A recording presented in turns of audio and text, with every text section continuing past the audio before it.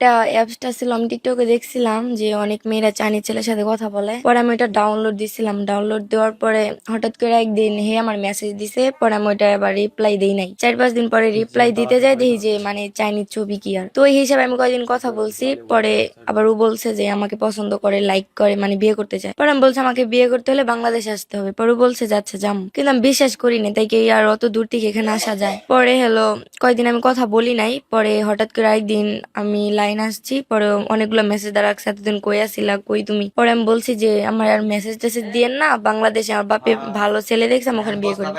পরে আমার সাথে রাগারাগি দেখাইছে যে তুমি কয়জনকে বিয়ে করতে চাও, আমাকে না তোমার বাবা মা যাকে পছন্দ করে তাকে।